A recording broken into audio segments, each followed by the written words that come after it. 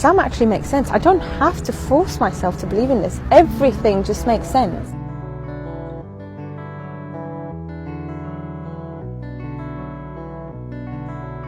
Today we're in Luton and I'm here meeting with Thea. She's a Romanian revert to Islam, and I'm especially excited to talk to her not only because she has a lot to talk about on the struggles and joys of being a revert, but because she is a hijabi who works in ambulance services.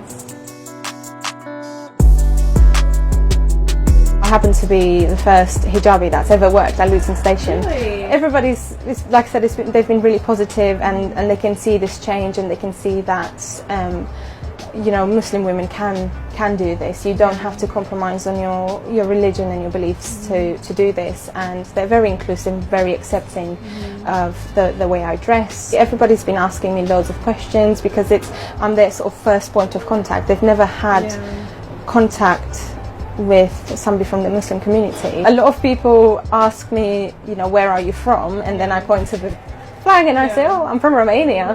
And they say, oh, are there Muslims in Romania? I didn't know that.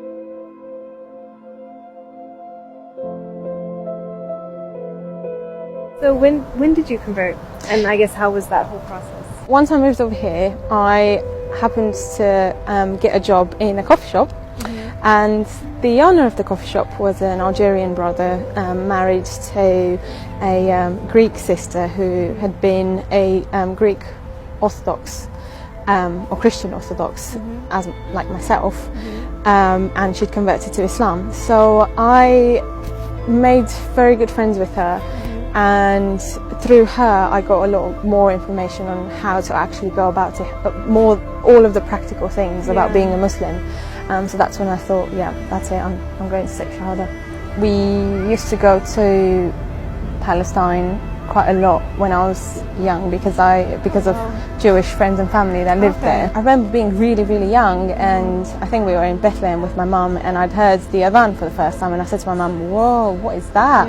And she knew what it was, funnily enough, and I didn't, so she told me. So that was like my first sort of contact with Islam and me actively thinking about it. I explored with various religions, or rather various sects of Christianity, because I didn't find what I wanted or what I felt like could be my religion in the religion that I was born in, which is Christian Orthodox. One day I said to myself, I don't actually believe in this. I took a religious studies course.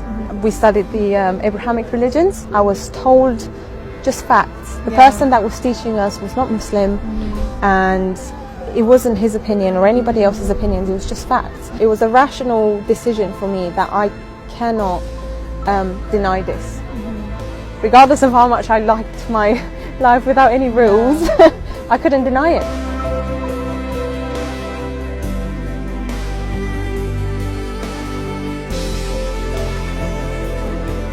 Like before you started working here, did people tell you you wouldn't be able to work somewhere like this because of your hijab? I've encountered most of that mentality in my family. They were really worried that I definitely wouldn't be able to achieve anything, that I'd end up cooking and cleaning for the rest of my life. Hijab is the main struggle for me. I struggle to keep it on. I've taken it off many times when I went back home. I'm at the point where I can comfortably wear a turban full time back home, but it's still like that elephant in the room.